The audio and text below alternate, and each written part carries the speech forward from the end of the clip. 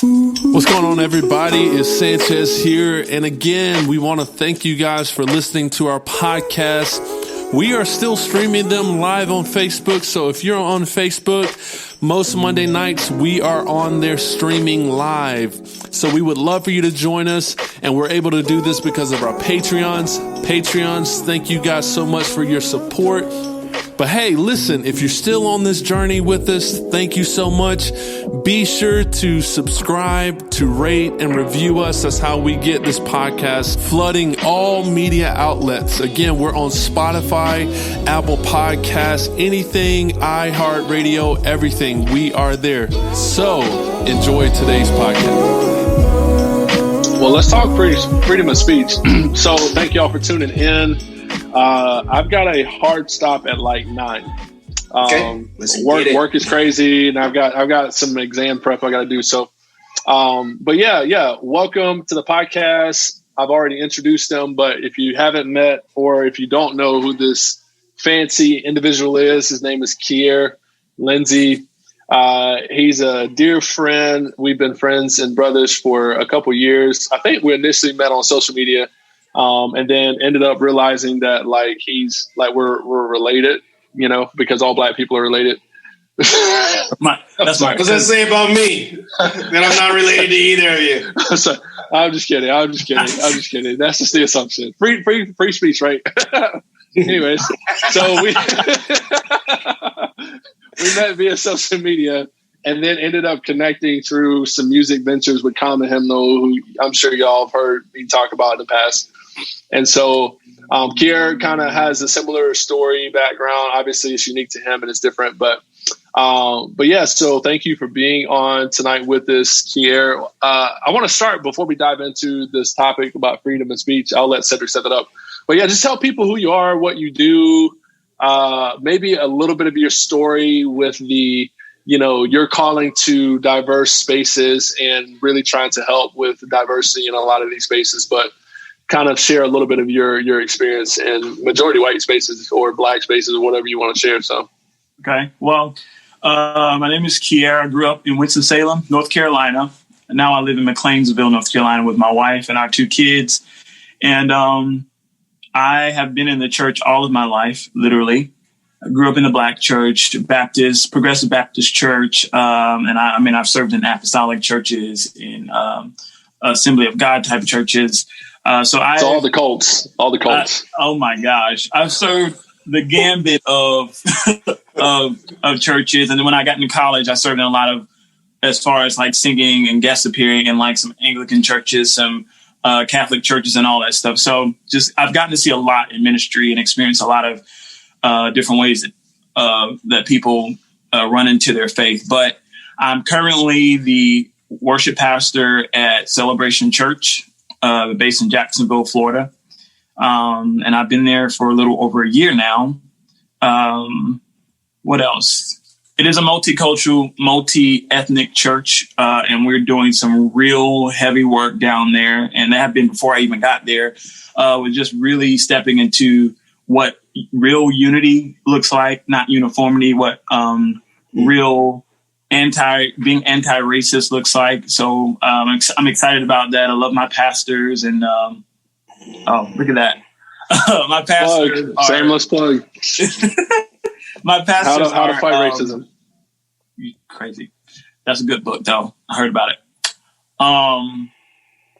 Pastor Stovall Weems and Kierre Weems are global senior pastors, and our lead pastor is Pastor Tim Timberlake and Jen Timberlake. And so that's me.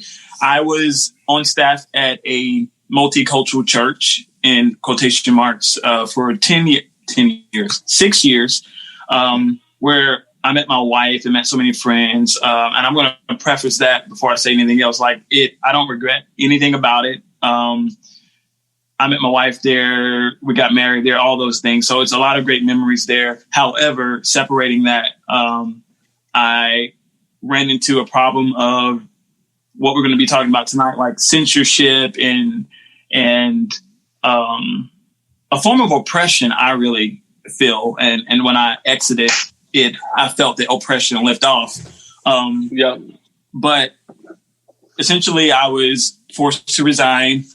because of my views on social injustice, racial injustice, and how I was unashamed to speak about it on social media, and how I was also unwavering and wasn't willing to bow and say, I won't post anything.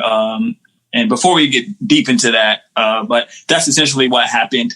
And I had to heal from that. I really just got healed from that a couple of months ago.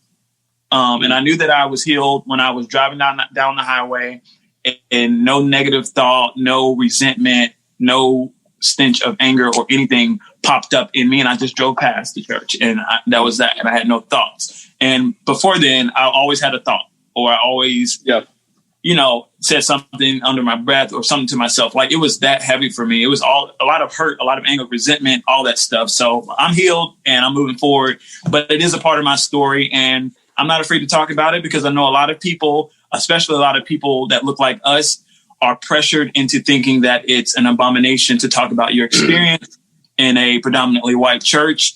And you're made to feel guilty if you tell the truth, as if you are telling a lie or if you are shaming the church. But you got to tell your story. And I realized with telling my story that a lot of people have experienced it, and people feel like they're alone because so many people don't talk about it.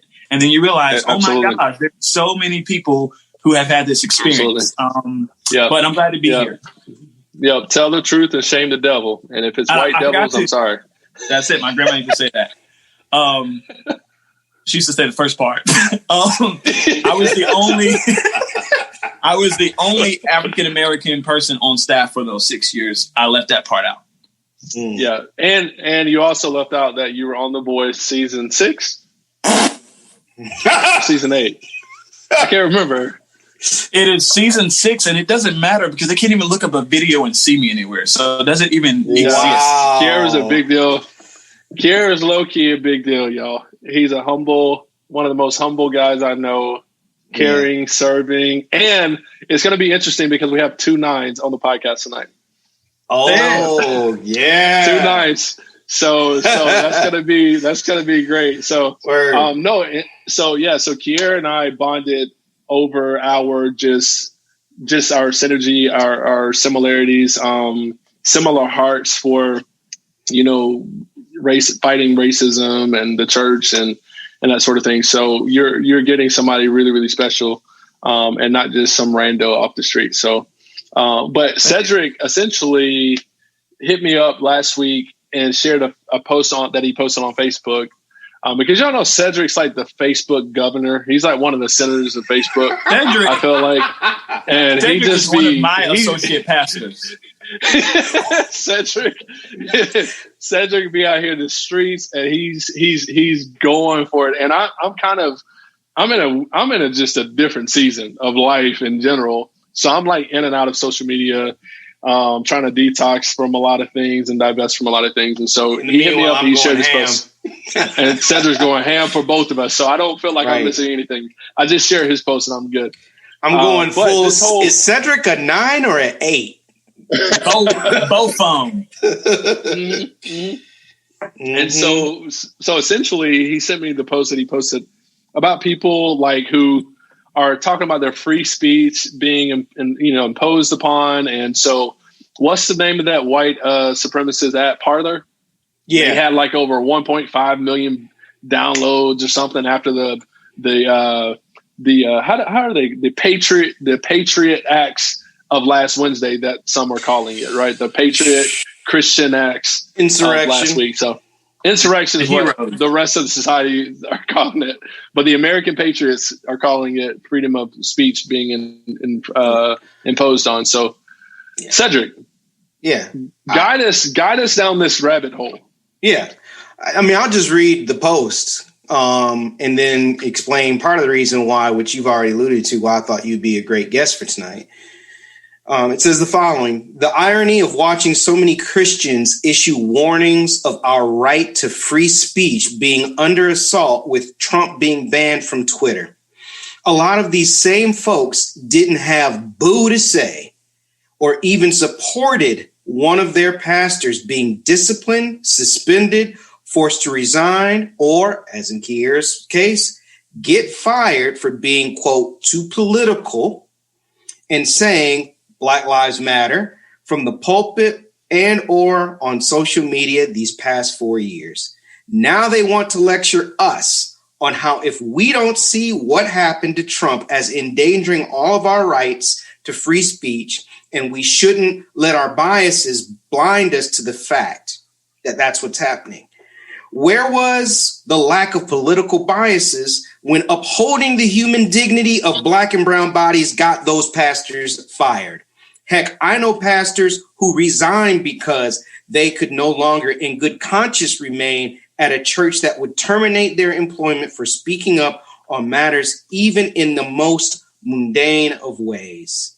And yes, I understand that even pastors have a employees handbook and guidelines and policies. Heck, I'm pretty sure there's a policy written in response to some of my activity back in the day in place that they agreed to when they started working at said church. Kind of like how we all sign, terms and conditions with these social media platforms. Pointing this out will likely lead to someone misapplying separation of church and state just as poorly as they argue freedom of speech. Mm. Correct. and let me speak on, since, many of you might not know, you may know, I took a job at a mortgage company as a compliance officer.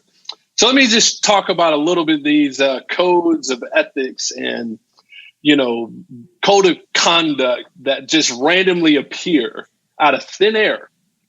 So it has been brought to my attention a lot of places and a lot of churches. What happens is, like Kierre said in his story, is you start to speak out about the realities of the situation of what's going on. And then out of nowhere, sometimes like your manager just sits you down, your boss, your pastor, your supervisor, and they just have these conversations like, brother, I just want to understand. Tell me what's going on. What's the heart behind this? And okay, it's cool. Like, as long as you're it's Christ centered and you're pointing people back to the quote, pointing back to the gospel. I think you're hurting your influence by saying this. And you've got a lot of potential. A lot of potential. And we want to give you more. We want to give you more influence. So, all those things. Right. Don't jack it up. Mm-hmm. Don't jack it up. So these common things are often stated when it comes to posting and having these conversations. And then you kind of say, all right, cool. And you still just do your thing. And you do your thing with caution. If you're me, you do it with caution. But then it gets to a point where, like, nah, y'all really just trying to silence me. Mm-hmm. That's what it boils down to. Then all of a sudden, there's a social media policy. And they remind you about the apolitical position of the church. Every time there was a discussion or mention of the social media policy in any meeting that I was in, I knew they were talking about me, but no one would ever say, I was like, you don't even need to tell the whole room, because the whole room is actually abiding by all of your thoughts and ideas and political views. Just pull me aside and tell me, but don't. I felt disrespected just being in the room, knowing they were talking about me, but they're not actually talking to me. Yeah, there was a part of me that was just like, you know what, I'm going to just keep saying what I'm saying, because I wasn't even going that hard. I mean, if you look back at my posts back in like 2014, 2015, they were vanilla. But that's the thing, like it's a Kaepernick situation, right? Like there are more militant things happening now that people are doing now that, I mean, I would still find very, very conservative, but back then it would have been extremely radical. Like the post back then would be softballs now in comparison, right? Yeah. Right. But the punishment was actually, a lot worse. And no, they don't read a script. It's just very predictable. And maybe they do read a script. Maybe it's an understood evangelical script. I think there's a playbook out there that gets passed around. It's probably John Maxwell. If you go on apologetics, John MacArthur. From my experience, there is a common thread that they're all, because it's called the Gospel Coalition is what it's called. That's what it's called. The script, the manuscript, the articles, the ideas the standard of Christian living is called the Gospel Coalition. He ain't lying. I mean, he ain't wrong. Am I wrong? No, I mean, hey, one of the big honcho of the Gospel Coalition is like the church that he's at is not even a full mile away from my house. Anyway, sorry, I cut you off, Kierre. No, I was just saying. I'm sorry, I did too. There is a common thread of how they handle things, and it's like either invisible or it is written down somewhere. Right. But it's there. Yeah. Or it's written in an email about you without you knowing. Right. But and then you're given a random ultimatum out of nowhere. Right. We joke and we kid, but it's part of the fabric of white evangelicalism. Because I have people at my neck a little bit, trolls coming out from underneath bridges, not realizing they setting themselves up to be made look foolish, who, want to come at me. My point being, because I could go so many different directions with this, is that they are so not used to having to actually talk about race that the very mention of it to them is uncomfortable, awkward, and offensive. Yeah. And because so many of them post-civil rights movement sanitized and reinterpreted the I Have a Dream speech and made it the one speech that Martin Luther King Jr. ever gave, and used that as the colorblind manifesto. So they don't have to send an email. They don't have to have a guidebook. They don't have to have a handbook or a script. It's something that has been downloaded into them, that they have been trained without being trained to have all of their alarm signals go off when we start, in particular, us start talking about it. Yes, because they're perfectly comfortable with the soft racism of their community. But also think about what they're trying to do from a historical perspective. They're trying to associate certain things to justify how they feel and what they view. So, for instance, they're associating Black Lives Matter with the Black Power, Black Panther movement, which is why they won't even accept this movement, let alone the organization, because in their minds, historically, it resembles this. And so there's that. They won't even talk about the fullness of the Black Panther Party. Let's not even talk about that, of all the great things that still exist today that were instated because of the Black Panther Party. That's not worth talking about. Elaborate. Well, it's things like the free lunch program that so many people are dependent upon. And if that was not in place, people would be hungry. Right. Because certain things like educating other Black people about guns. And, once they got guns and were educated and were owners and legally owning guns, then they shut it down. Right. So it's like to protect their communities, not to go cause not to go shoot up white people and things like that, but just to protect themselves and teach people how to protect themselves, men, women, and all that. So it's because they were getting brutalized by the police. And they had no intention of using it against the police, but it was enough to make the police think twice about the injustices they were inflicting on the people in Oakland. And it's interesting that you mentioned that, because one of the things that I've been thinking about in light of Wednesday is all of the times that a black movement, whether the civil rights movement or the Black Panthers, which are extension of that, came up on government buildings, in particular state houses in a capital. And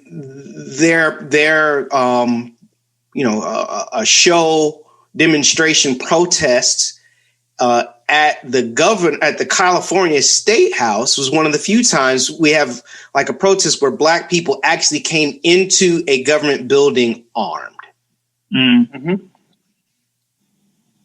And it led to none other than the governor of California, Ronald Reagan, making a gun ban in the state of California.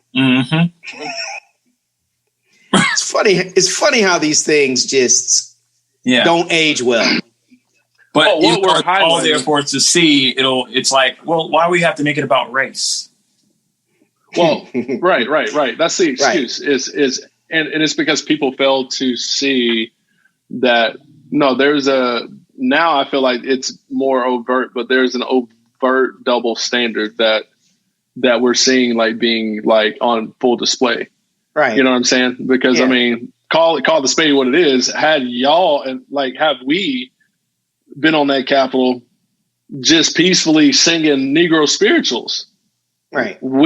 We might not be sitting here right now. That's a joke, but that's a real life possibility because anything could go wrong when we're in contact or any kind of altercation or disagreement with any authority. So that's that's a real thing. Yeah. But I mean, again, part of this is we've couched this in the idea of freedom of speech.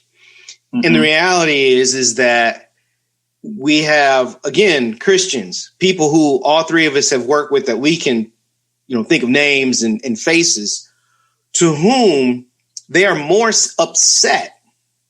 They are more upset about the president getting kicked off Twitter, getting suspended on Facebook, than they are about the people who killed a Capitol police officer.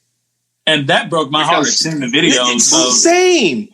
Yeah. I saw that video yesterday, and this is the part that just boggles my mind. I'm like, here we are getting crucified. That might be a little bit of hyperbole, but you get my idea about just talking about defunding the police. Think about the responses that we've got from people about defunding the police and how often we have to defend even using the word defund, while these dudes out here beating Capitol police officers with hockey sticks, crutches, and irony of all ironies, the American flag. The American flag. Right. So miss me. Hashtag Blue Lives Matter. Right. But hashtag all lives matter.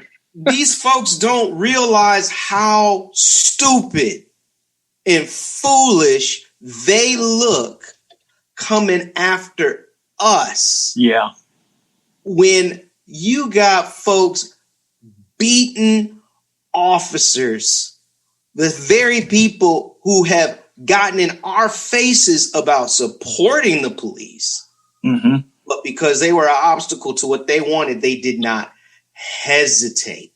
Not to even mention the vandalism and the peeing in the Capitol building, the breaking things that some of that's, it's a Capitol building. Some of that stuff is irreplaceable. It's the same thing when you think about the monuments and the looting and all the stuff that have talked about for years. But we get the Capitol. Kierre, don't loot my target. Do not loot my target. Do not burn my target. I mean, Kierre, but somebody's gonna have to rebuild that CVS. What about the small business owners, Kierre?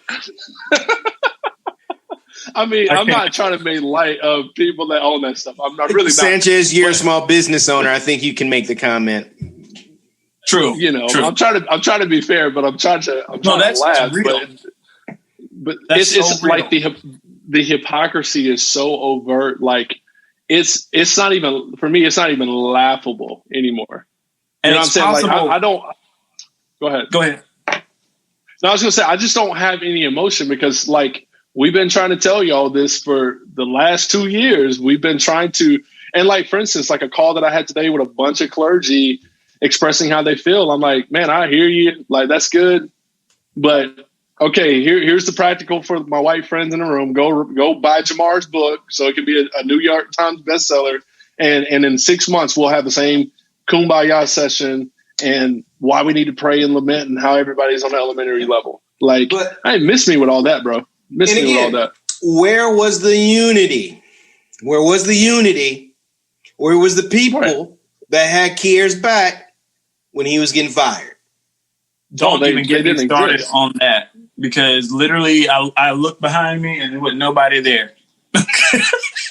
I mean, and may I add, these are people who I was friends with, who I did life with, who I ate at the dinner table, who I got on the boat with, who married me and my wife. You know, it's like we did life together. But when it came to the aspect of, I guess, racial injustice, I'm going to say, and Donald Trump, I'll say too, they just weren't willing to say, hey, we need to talk about this, or we need to rethink this. It was just like, okay, yeah. I was actually in a meeting, and at the time there was a black guy that was coming into the to the fold, and I was told in a meeting that I could be considered a PR nightmare. So basically, just bad for business. Well, that statement right there says it all. Says it all. Yep. Because the churches, these churches will also, let me ask you this. Did the topic of a non-disclosure agreement come up? Absolutely.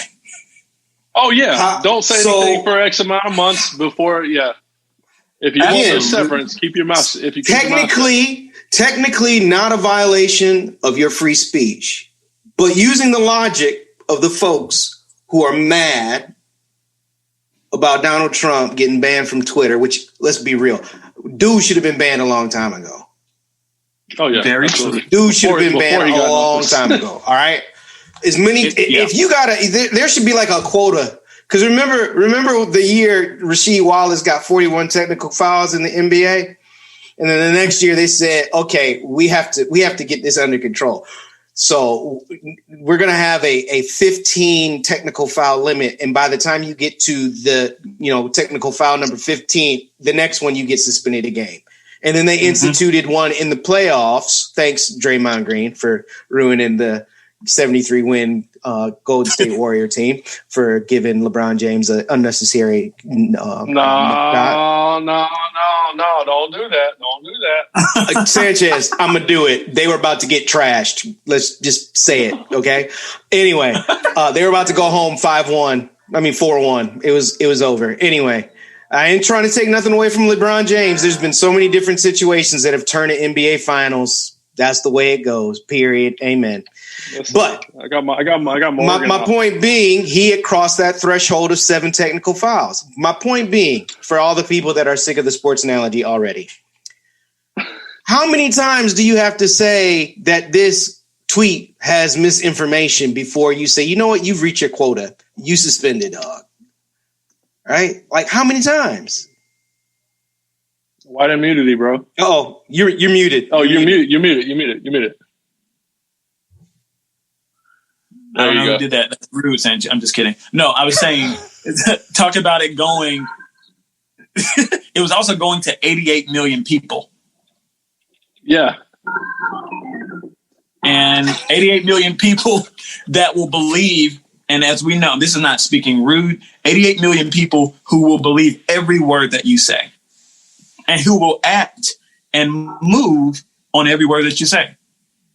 Pretty much. He ain't no dummy. But see, that's the other thing. Hey, y'all, how many times have you been told by somebody from your evangelical past that you need to be really careful with your words because you're being really divisive? Oh, and these are the same people who are mad. They mad. Yo, how can you not see that this is a threat to all of us? Because it wasn't the government that took it away from him. It is not the government who is coercing anyone to ban him from social media, because he's got a stinking press room in his house for at least another 10 days. Right. It's not, we are nowhere near China. This would be like China silencing the leader of China. This would be not, China silencing the Chinese underground church that white evangelicals love so much. And I'll never forget. hearing a missionary from one of those churches in China come to the church that I was at and say, y'all are praying for our oppression. Heck, we pray for yours. You guys are oppressed by your stuff. We don't want your wealth. We don't want your riches because we see what it does to you. I'd love to hear him talk about what our misplaced sense of freedoms would, what he'd have to say about that. It looks like Sanchez might have had another electrical issue that has him bowing out for a moment. He should be back momentarily. But that's not even just from China. That's from other countries as well that we're like constantly praying for, and we should continue to pray for them. But we have the wrong idea, and we have misconceptions about the oppression that they have, and we like to equate sometimes our oppression. But also, we choose moments where we're like, we're the freest of the free, and we need to go over here and help these free people. Right. Yeah.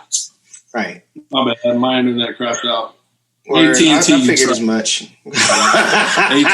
So we're not going to pick them up as a sponsor? No. You're killing me with the keyboard. I didn't grow up in a black church. I don't know what to do. Hey, listen, man. I got you. Yeah. But I did do my uncle and my granny's funeral. What about that? Oh, we were just talking about, again, the whole idea of freedom of speech and the using China as an example of, because so many of them are saying like, we're one step closer to China. It's like, China's the exact opposite. Right. And then, sorry, go ahead. Sorry. I was just going to say the key element of a violation of freedom of speech is the government somehow has to be involved with silencing you completely. Mm-hmm. And our government doesn't. Well, unless you're black. Well, it's the head of our government who's losing the privilege of using certain platforms. But he still has plenty of ways to get his voice out there. And again, the government is not silencing him. It's a private company that's publicly traded. Right. And I read an article today about, I think Facebook or Twitter, their shares went down their stock went down $5 billion or something like that. So of course we know that. So you're saying I should buy now? It still ain't. But part of that, you think about it, it's like, okay, now they probably were sick of it too, but it also was a business move as well. It's like, well, he's killing our business, which you can't be mad about, but it's just like how it's all connected, how it all goes to money. Mm-hmm. Kind of. Yep. Just like the decisions to get rid of or silence us when we are in these churches. It's a money decision. And I don't want to tell too much because, I'm healed. So I don't want to appear to be a bitter, angry person, but I just have to share because some of these things people feel like they're alone. I get it. I was also told, what if something that you said causes a millionaire to leave our church? And I was like, well, hopefully, if they don't agree with what I'm saying, since what I say is I address the thing, talk about the thing, then I say we need the only way to get rid of this is for us to come together, but we got to do the work to come together. And I put Jesus all up in there because at the end of the day, we need Jesus. I'm like, if you or him don't agree with, or if he doesn't agree with that, or she doesn't agree with that, hopefully you would pick up the cross and continue to go and we continue to do this work. But of course, that wasn't the case. Right. Or here's an idea. It's called you being the lead pastor. Listen, I'm glad I knew my self-worth because I had so many opportunities to feel like crap. I had so many opportunities to even shift my way of thinking to that way of thinking. Because again, I watched people come in and they shifted their way to that way of thinking. And maybe that helps them get by and helps them survive. But that's just not me. And as a 9, wing 8, and are you a wing 8, Sid? I'm a wing 1. Okay, I'm a wing 8. So I'm like this peacemaker, but I'm also like, okay, I'm going to go get this piece kind of deal. And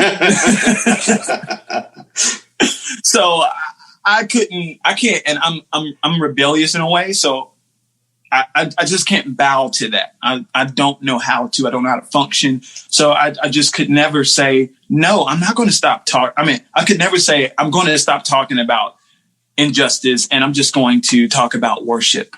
I can't do that because that's not the full word of God. And so the chips fell where they may. Yeah. Yeah. And again, I think my situation was different because I wasn't fired, but the pressure was there. And who knows, there's things that went on behind the scene that I don't know about. And I try not to spend too much time speculating on those things. Lord knows my wife has. But now I just totally brain farted on where I was going, other than to say it's part of my journey. I think he would say it's part of your journey as well in our continued maturation and growth, not only as a human being, but in our faith, which those two things are intertwined. Because one of the things for me that I firmly believe is that my faith is ultimately about Jesus, not just saving me to say you're saved and you don't go to hell, but so that I can become more fully human and so that other people can become more fully human as well. And so letting go of the resentment, or not even so much letting go isn't the right word, but letting God work on me, process me. And then also recognizing, and this is part of the reason why I talk about it openly, obviously my experience. And I love a lot of people from there and still think of them well. And when I see them, it's all good. But if I hadn't gone the way I had left, it would have probably taken something else to get me out of there.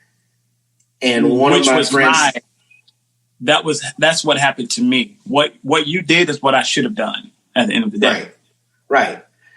And I mean, I felt, and everybody could see it, a pull in my burden in ministry had broadened, which I would say is the reality for all three of us. It broadened.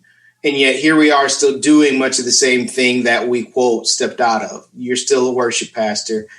Sanchez, you still do stuff with music and executive leadership, and I'm still working with teenagers. Mm-hmm. You can do that, but you know what? Let's run a small business. That's some exec stuff. Yeah, no doubt.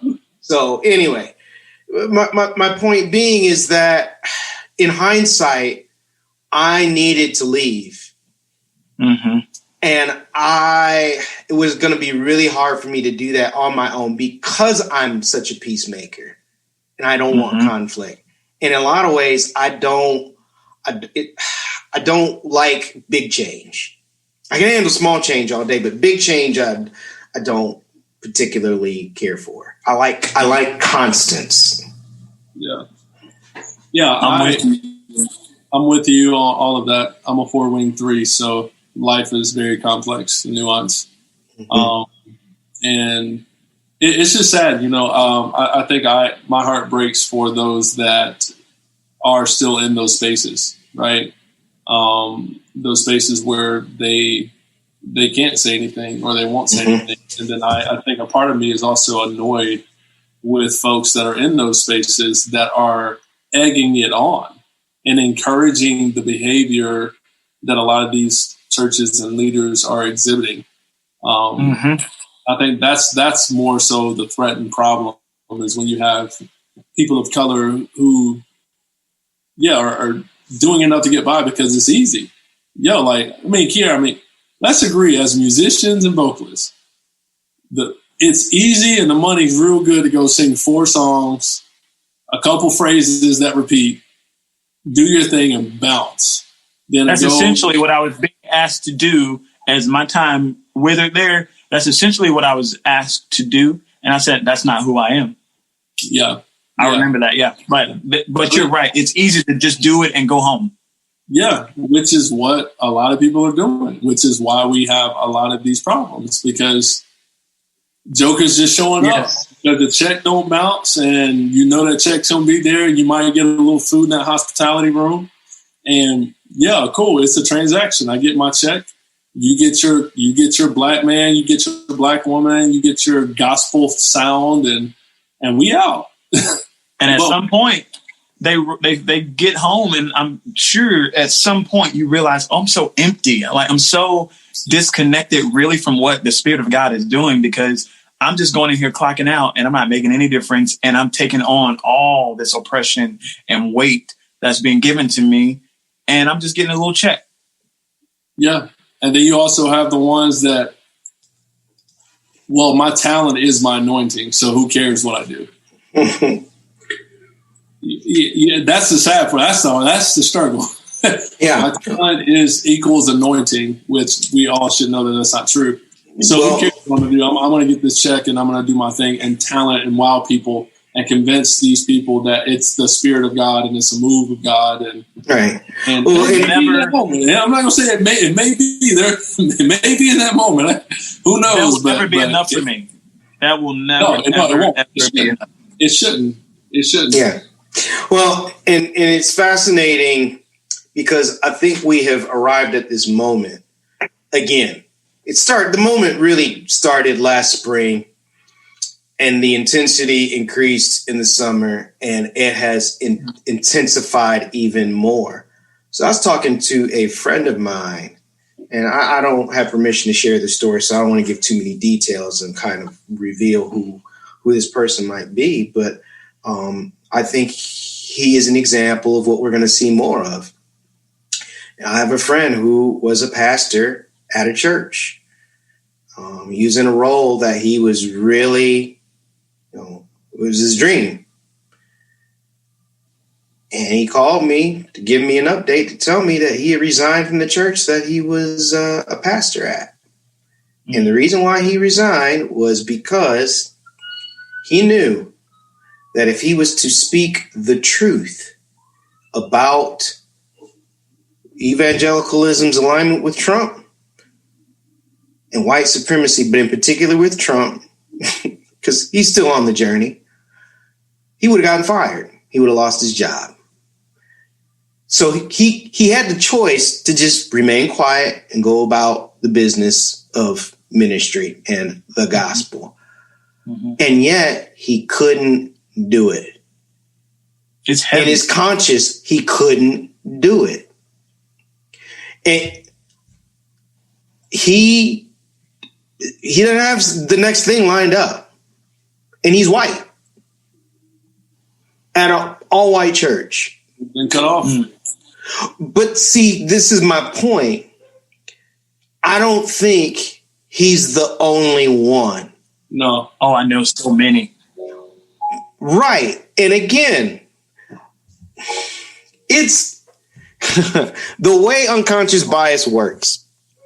It's really easy for some of the people that we know to have done what they did and really not care. Oh, that's too bad that Kierre is gone. That's too bad that Sanchez is gone. I wonder what all was the reasons that led to Cedric leaving, if it was more than his, burden in ministry or, has expanded and there's not a role for him here. How is there not a role for him here when he's been here 10 years? Anyway, it's easy for them to look over us with unconscious bias. It's not so easy for them to overlook their fellow deemed white pastors. So I'm really interested to see whether they start to be more transparent about their reason for leaving. Mm-hmm. If they start to, quote, leave loud. Mm-hmm. I don't expect this friend to have left loud because I know him long enough to know that, man, the step he took was huge. I mean, it was massive. And all of us have spent time unemployed due to this situation. So it ain't no joke.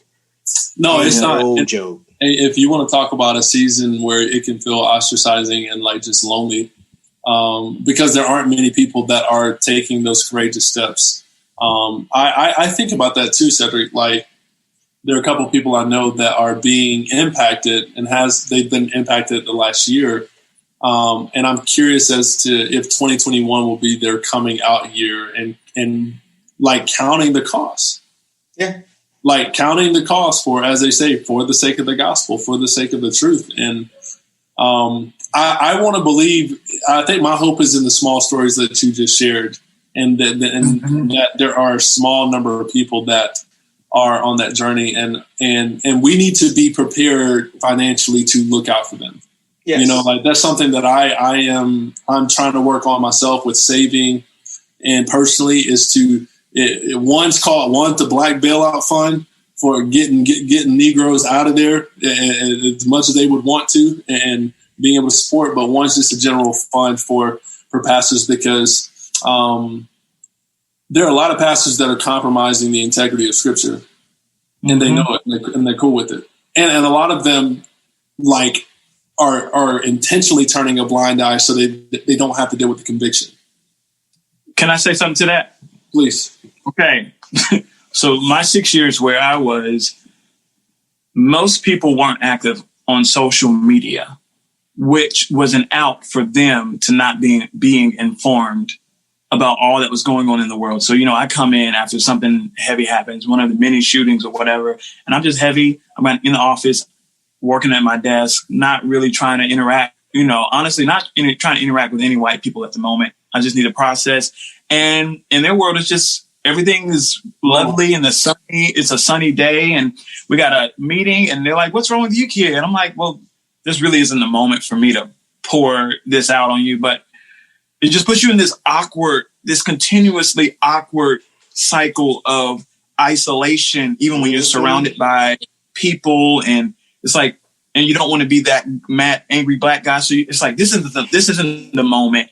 So it's like you're continuously just packing it up and keeping on moving. And before you know, it's the end of the day. And so the next day starts and the next shooting happens and it just builds up. And they're like, what's wrong? But it's like, they're not on social media and they say, it's polluted and it takes up my time. But it's like, well, if you're not going to be on social media, at least have someone that you're close to that is on social media that can keep you updated on world events. If we're going to actually pastor a multi-ethnic, multicultural church, we should be trying to stay informed about what's going on in the world, and we should have something to say. But you don't get to hide because you don't have social media. Well, but it's easy for me to hide because I don't have to acknowledge or address it. Yeah. And I can just play ignorant and just chalk it up to we just need more Jesus. We're all fallen human beings, and the world's just inherently evil, and there's nothing we're going to do. So we need to wallow in our human depravity until Jesus comes back and just takes all of the reformed people home to heaven. And our definition of culture is woefully incomplete and inadequate. Yep. So our understanding of culture and therefore what it means to be multicultural doesn't even have categories for cultural artifacts like social media. Mm-hmm. The only way we understand culture is somebody that looks different and comes from a different background. Yep, exactly. We have no concept for cultural artifacts, which is why it becomes so easy to appropriate other cultures within the church. Facts. Yeah, facts. So when it comes to free speech, hopefully the summary that you can take from this is freedom of speech only applies to who? Those that feel like they have their freedom of speech. I don't have freedom of speech. And I'll give you a prime example. I have a lot of my white friends or acculturatedly or appropriately, white friends who will say, Sanchez, I want the real Sanchez. I give them a little taste of my lament or frustration. Oh, well, you're angry. You're yelling at me. You're really hostile right now. What is this about? Like, wait, what? I'm not even like angry. I'm like passionately talking to you, expressing myself. And so like this idea that we all have the same, like we're all on the same playing field when it comes to speech is not true at all. At all. But it's and I think for me, I'm learning or relearning, like Christians live in a cultish bubble and we don't even realize it. Like being around so many people that don't operate in this evangelical arena has been one of the most liberating things. Not from a like, oh, I want to go out and whatever people think, but like their reality is just completely different. And like, it really is the sunken place. I'm learning it is this Christian cult thing that we like subscribe to and adhere to, and like the language, the wording, it's oh my gosh. Like it's and then like add Southern on top of that. Mm-hmm. Somebody, I don't want to interrupt you, but somebody asked a really good question that I think with the time we have left, we should jump into. They said racial issues versus political party issues versus charitable organization regulations. Was that ever discussed how a church has to be cautious about what its staff members promote or risk losing their 501c3? I really love this conversation because I think this distinction really needs to be fleshed out, which we all hit kind of on it without being explicit. Yeah. So when the church talks about being apolitical so that they don't violate the 501c3, in order to violate the 501c3, they have to use the pulpit to specifically endorse political parties and politicians, candidates, particularly those either in office or running for office. That would be a violation of 501c3, where they're telling you need to be voting for this party. Don't matter what party it is. If they're telling you how to vote, that is a violation of 501c3. Which they're doing. Oh, they do it in coded language. Yeah. Which you just make me flashback. That you was a make little it choppy. 2016, where the whole summer revival. Say it again. You broke up. You're talking. Sorry, you made me flashback to 2016, where the whole summer revival series every Wednesday was political messages, and it was very clear what was being said. It was very smartly said sometimes, and other times it got so passionate that it just came on out. And it's like I had to sit through that. I would lead worship and hear that. You know what I mean? And I'm just thinking, I'm just processing something I haven't even thought about. Like that was a thing that happened, and then how I'm not there anymore because I said something about Black people matter. Right. Which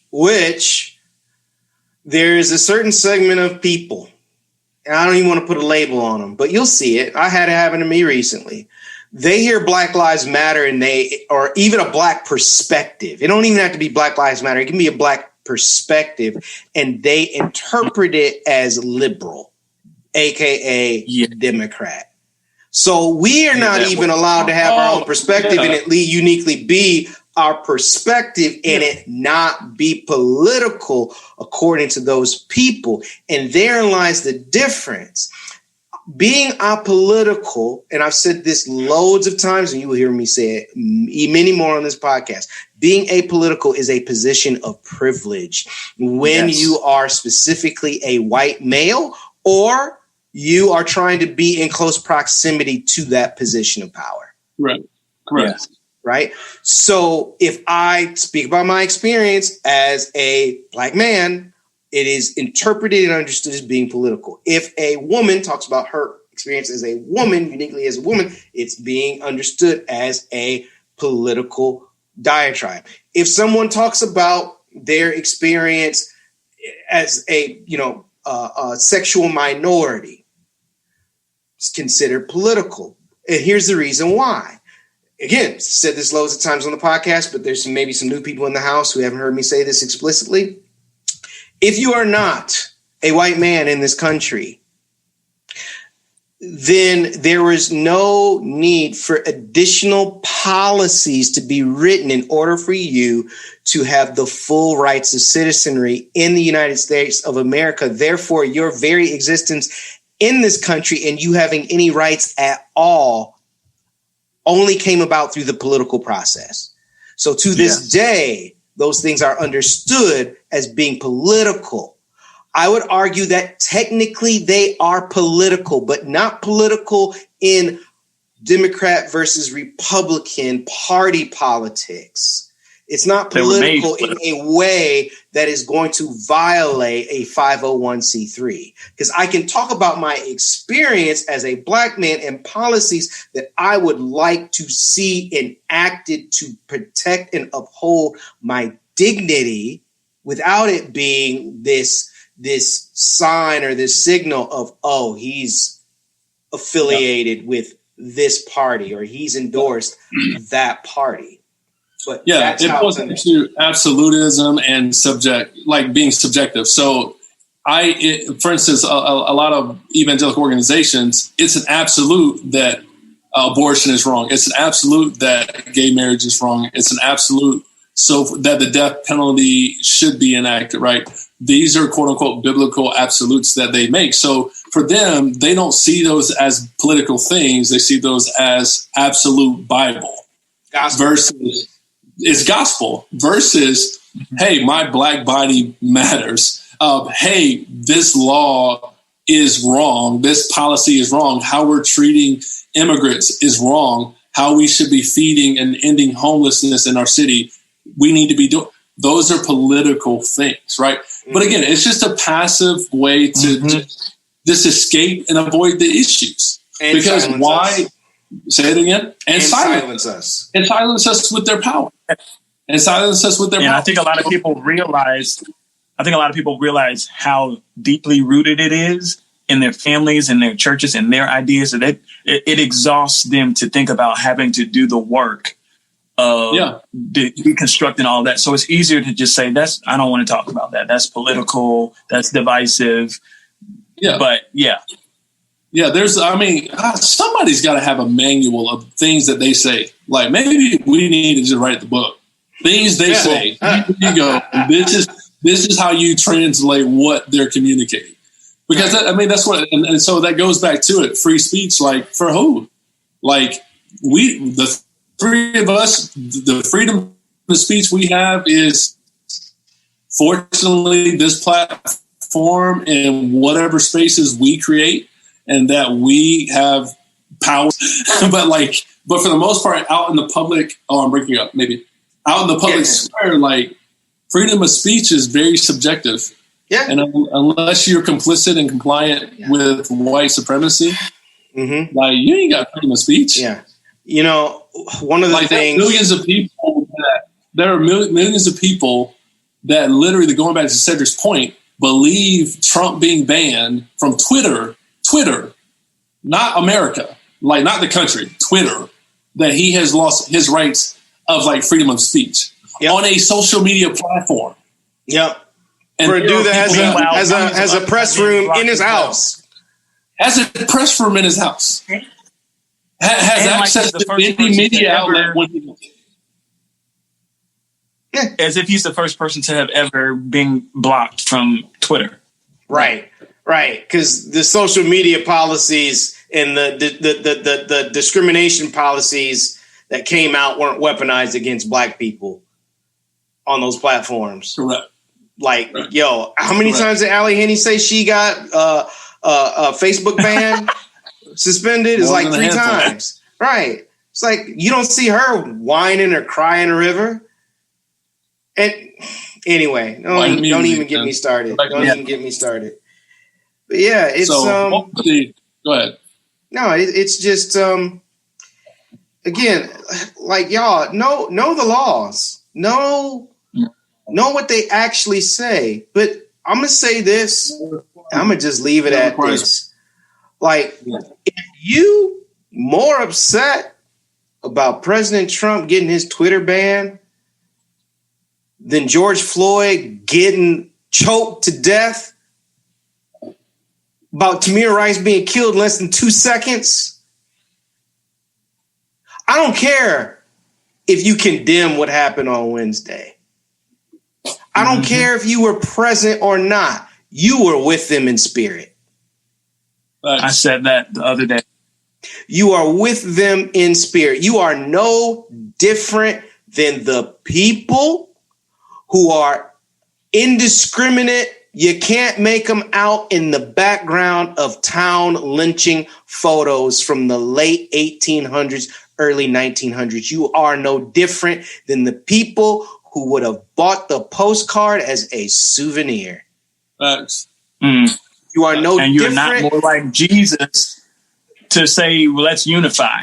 You are not. You are no different just because you give a blanket condemnation of riots and violence to then use that as a catapult into coming after us and saying, what about Black Lives Matter? Let me tell you something about the marches we participated in. There's a photo of me walking side by side with an officer at our protest talking about Michigan football. Let me tell you something else about our protests. Sanchez darn near got arrested along with a city council member who got arrested trying to get people to return to their homes because there were literal armed people in the crowd trying to start stuff and then conveniently disappear. Look, we were in marches when there were people carrying AR-15s. You would have thought they had a halo around them because no one would get within 20 feet of them. Yet these jokers marching side by side with people strapped. But then want to differentiate, well, I'm not like them, bro. Look, they marching shoulder to shoulder, side by side with you. If you can't see what you stepped in, I feel sorry for you, bro. I'm praying for you. I mean that sincerely. I'm praying for you because you are lost. You're lost. And I want you to find your way home. Only thing I will say is if you lost, man, like jump in somewhere. And I'm saying this like I'm kind of over this like something tragic happens, the country is shaken, so everybody wants to figure out what solutions to do, and they wonder why nothing progresses. It's because you've not changed your lifestyle. So change your lifestyle. Get around people that are going to like challenge you, but also love you in that. I think people misconstrued like what I say when I say don't overwhelm all your only black friends because it is exhausting and they can't be your savior. Like they can't be your crutch. Like you've got to do some of this work. And if you're looking for ways to support organizations and things, like this is a great platform. Go support us on Patreon. Go buy Jamar's book. Go buy these resources. But more importantly, you got to get connected in your own communities. And you got to get around people that are different than you and not just get around them, but you need to learn how to deconstruct your thinking. Like deconstruct your thinking, deconstruct your theology from Christian nationalism to like purely Jesus and what the Bible teaches. And so, Kierre, thanks for being on here and inspiring us all, bro. Word. Inspiring us all to tell your story, man. Like there are a lot of people right now that I'm like, I mean, we've been out of it for a while and I have to remember like there's still people that they still are in it. You know, so I feel compelled, like what's my responsibility is to continue to share stories so people don't think they're crazy, you know, and then figure out ways to like get the finances and get the support around these people so they don't have to stay and settle. Get out. In some ways, sorry. No, go ahead. I was going to say in some ways, and I don't want people to take this out of context, in some ways, we are continuing the legacy of Harriet Tubman. Mm. Yep. Yeah. Get out. Yeah. And we have to construct this. this pathway to help get them on their feet so they can be free from their oppression within those spaces. And yo, let's not forget, check on your white friends. Check on your white friends. Because Christmas, Thanksgiving, we get to spend with our family without worrying about it turning all pear-shaped, talking about politics. Mm-hmm. Mm-hmm. Wednesday exasperated the division and split and the tearing of many deemed white families. Check on your white friends. Yeah, absolutely. Yeah, that's important. That's important to remember them. Yeah, no, it is. I have to remember that myself, and I struggle with it sometimes, but it's very, very important. So, all right, peace, love, and self-control.